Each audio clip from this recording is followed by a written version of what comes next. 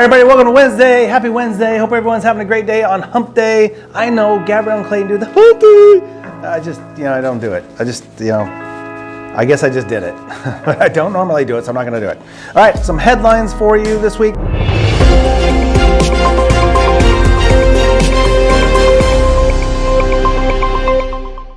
Killer whales learn how to hunt by practicing drowning each other. You know, there was actually a huge campaign somewhere in the late 90s, mid 90s, 90s, early 2000s, somewhere in there, to stop calling them killer whales because it was freaking people out, and people wanted to kill the whales and thought they were super dangerous, and they wanted to call them by their real name, orcas. And so there was a real campaign to stop calling them killer whales. But you know what? We're over it. They're attacking boats, really attacking boats. They don't really attack people. They do kind of harass people sometimes. There's been some creepy video of a dude it's actually a kid on a like a knee board in the water being towed by a boat, and a killer whale like kind of circling around. Very creepy, but I don't think there's really actual physical attacks minus the ones inside the water marine park places against people. So yeah, weird that we're just like accepting it. They're killer whales. They kill, and they are whales. I guess never mind. Moving on. Next, we have the Jets quarterback Justin Fields returns to team drills at training camp 4 days after toe injury. Lots of toe injuries this year. There's been a few. Training camp started. Woo! Football's on its way. We got some, what do we call it? The preseason games are coming up. Very exciting. First game of the season, opening day is like September 4th, I believe. It's actually, it's Thursday, September 4th. That's the opening game. There's actually a Thursday game and a Friday game. Really kind of weird, but anyway, football's coming back, baby. Yeah, it's about time. Enough of that baseball. Next up, Trisha Yearwood's shockingly delicious, no-bake chocolate peanut butter bars taste better than a Reese's peanut butter cup. Really? Okay. Hey, Veronica, just saying, it's a no-bakey thing. You don't have to bake it. You just smash it all together, and better than a peanut butter cup. Might be worth a shot. I mean, just ideas. Throwing them out there. All right, it is Wednesday. We got to go back into the bearded past with Zach.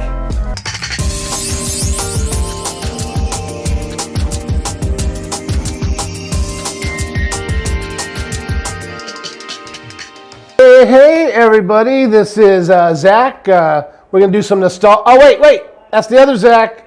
We're going to go back in the bearded past. And it's Wednesday, August 6th, guys. I hope your week's going well. Let's get right into it. So in 1847, you had Samuel Colt. Samuel Colt was the first. So what had happened was the revolver pistols, he sold the rights of his contract to the United States government.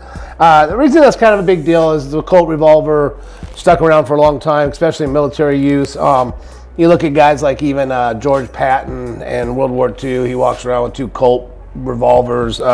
It's a good gun. The Navy Colt was a specific was a well-liked pistol during the Civil War. That was a great weapon, I guess, according to a lot of the soldiers and whatnot. Also too, we had on this day New Mexico, the 47th state. It's admitted in 1912. So we do have that going on as well. And you have Mother Teresa. She arrives by sea in Calcutta, India, to begin her work among India's poorest and sick people. I don't know if you guys have heard much about Mother Teresa, but St. Teresa, she's well known for doing a lot of work like that.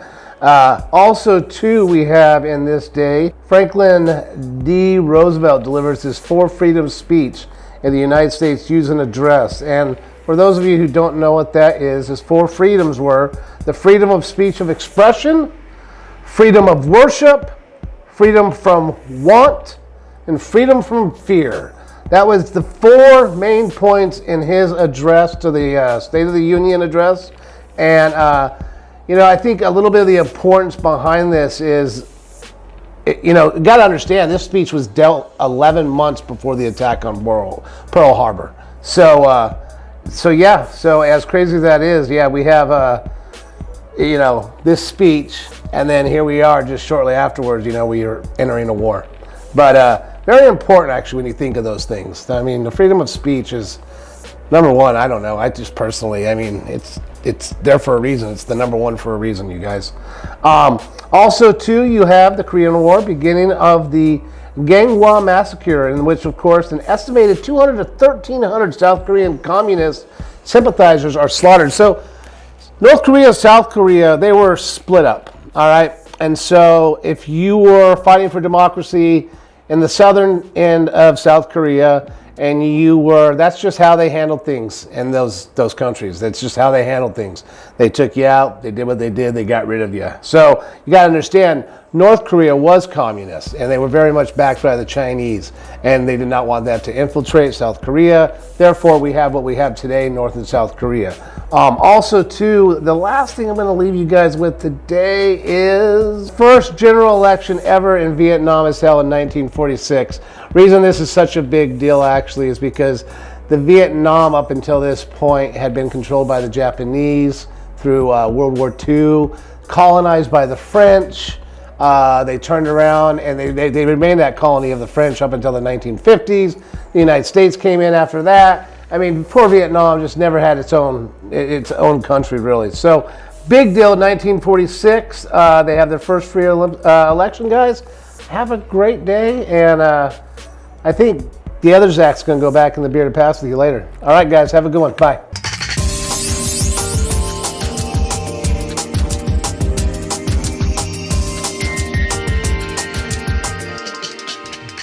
Very good. Thank you, Zach. Good to have you back from the past. Actually, you didn't go in the past, so you're here, but you're back on the morning routine, not in the past. Although now it's in the past, because every moment's always into the past.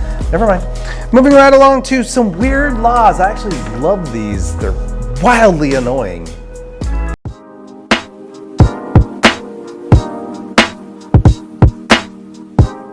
Happy Wednesday! Hope you guys are having a wonderful Wednesday morning. And guess what? We are 2 days away from Friday. Isn't that crazy? To me, it feels like it is. Once again, feels like deja vu all over again, if I can remember correctly. But enough about that. Today we got a weird law coming for you right here. So today's weird law is you can't sell dog hair in Delaware. Oh my God. What kind of law is this?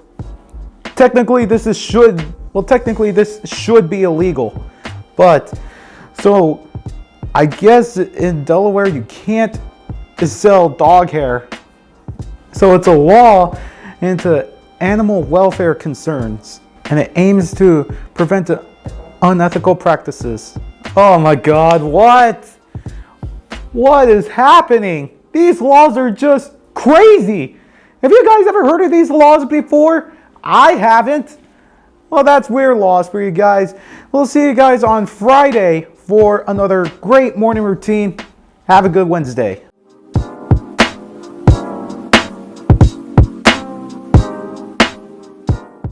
A sector of business I never knew existed.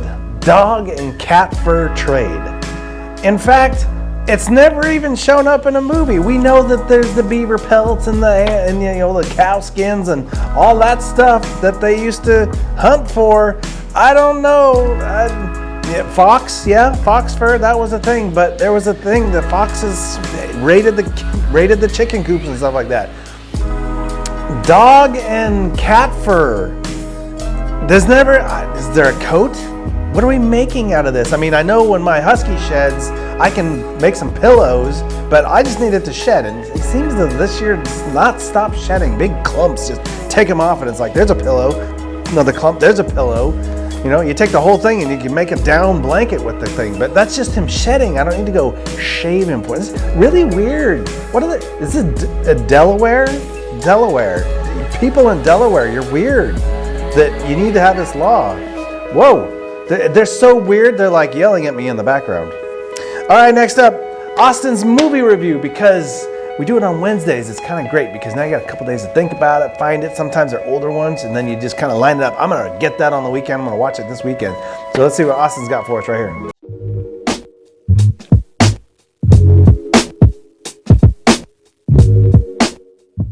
Hey everybody, Austin is here. That's right, more of the movies on Wednesday for you to check out really just whenever. Like, preferably I should suggest really just checking out on the weekend, but like if you can do it like as soon as you get the chance to see them, go watch them. But anyway, they're served fresh, served daily, and today I figured I'd talk a lot about a little movie from 1981 that was the film directorial debut for a director who would go on to direct many acclaimed movies like Heat and The Last of the Mohicans, that being Michael Mann, and starring it's got a cast that includes the likes of James Caan, Tuesday Weld, and even Willie Nelson. Ladies and gentlemen, this is Thief. Now, what is the plot of Thief?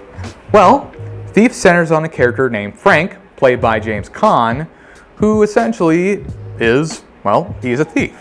He specializes in robberies, he specializes in burglaries. Basically, his whole goal, basically steal the goods and get paid doing so.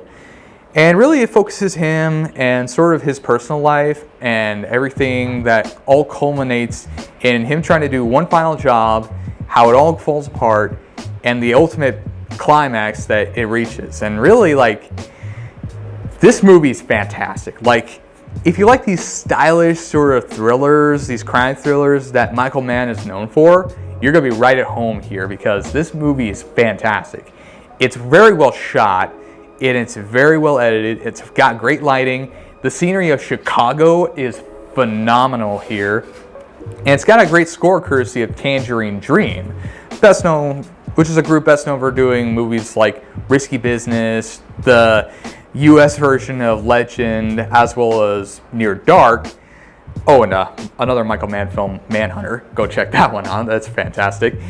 But also, it also has some additional music courtesy of a guy named Craig Safan. And of course, you got a great cast. You've got James Caan, you've got Tuesday Weld, you've got Jim Belushi, or credited here as James Belushi in the film. You've got Robert Prosky, and I mean, you got Willie Nelson. I mean, Willie Nelson acting, that's pretty cool. And really just overall, Thief is just a very well told story, and it's just a great movie. Like, if you like little films like this, go check out Thief. It is phenomenal.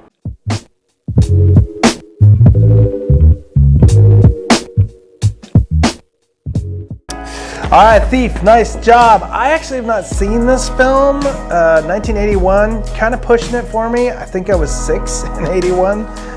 So yeah, but Michael Mann, he is the man. He is my man because Michael Mann is the producer, creator of one of the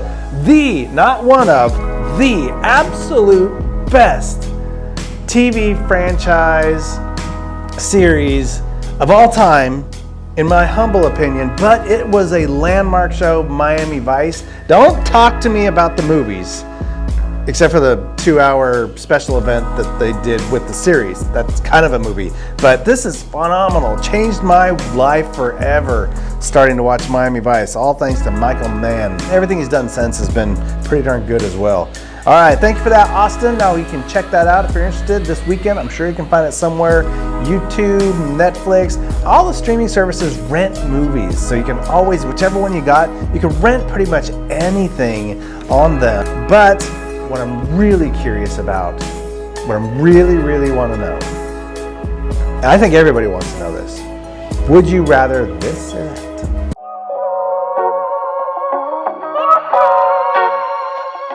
Hey Amanda, would you rather be a unicorn or a Pegasus? Unicorn? Great choice. Hey Chloe, would you rather be a unicorn or a Pegasus? I think I would have to be a unicorn. Great. Travis, would you rather be a Pegasus or a unicorn? Pegasus. Connor, would you rather be a unicorn or a Pegasus? Well, I'd rather be an alicorn because it's a mixture of a unicorn and a Pegasus. Oh, what?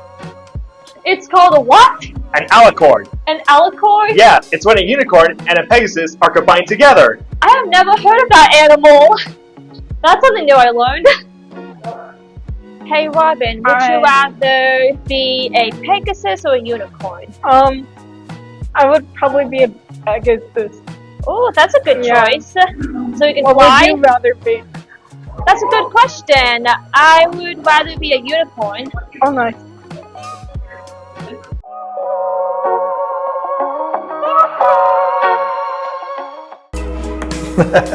Be a unicorn or a Pegasus. I'm not sure if everybody was really thinking that today, but a unicorn or a Pegasus. Here's the deal. Nobody knows what the heck a unicorn did. I mean, I don't know. Pegasus, we know. It was a flying horse. That makes sense. But what did we're getting a little mythical with the unicorn. What did it do? Did it do anything? Was that horn magical or was it just pretty? I think it was just pretty. I think that's all it was. So the question is, do you want to be able to fly or do you want to just be pretty? And I think I'd rather fly. Although, you know what, as I've gotten older, I'm not as good with heights as I used to be. It's weird. I have insane balance. I stand on a balance board for a minimum of 5 minutes every single morning. I still skateboard. When I get motion sickness standing still if I've been on a boat or a train or anything that's like moving because I love it so much. And then when I stand still, I get motion sickness. But now I get like motion sickness when I'm really high. So maybe I just don't want to stand around and be pretty. I've never experienced that. So maybe, I don't know. Now I'm really confused. Moving on. God, that was a good one, actually, when you think about it.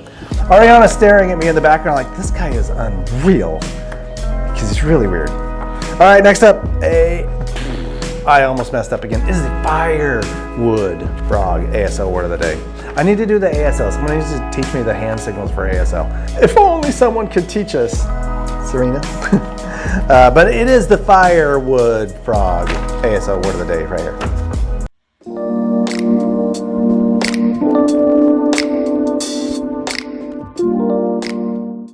ASL phrase of the day is, that's awkward.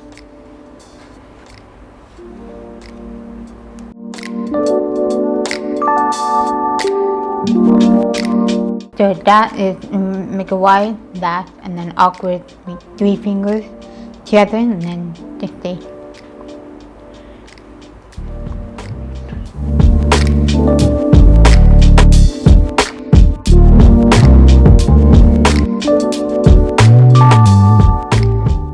That's awkward. Pretty much everything I do is awkward. So yeah, what you just saw, you can say this. It's the hang loose, which I always find annoying when people do too much. That's awkward. Yeah, I get it, yeah. So now we just have to sign my name, blah, blah, blah, blah. Awkward. Yeah. Ariana's like, yeah, he's awkward. He's awkward. All right, next up, some nostalgia with Zach. Let's see what we got.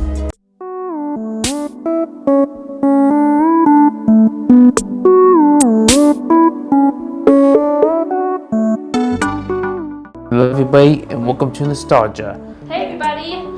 And today we're going to be talking about one of the best school shows you could ever think of. Yes. It is the best show you can learn all the time from these kids. It is The Magic School Bus. I still watch some of their episodes today. Oh, okay, that's okay. Yeah, I still want to learn from them, you know? We're never too old to watch kid shows. Yeah, never too old. Remember that, guys. Yes. So if anyone judges you for watching kid shows, don't listen to them. But enough of us talking. Yep, enough chat. Let's get on with the show. Yeah, here it is. Enjoy it. Enjoy. Seatbelts, everyone! Please let this be a normal field trip. With a friend? No way! Cruising on down Main Street, you're relaxed and feeling good. Next thing that you know, you're seeing Puss in the neighborhood, surfing on the sine wave, swinging through the stars. Take a left at Julie Teston, take your second right back Mars on the Magic School Bus, alligator nostril.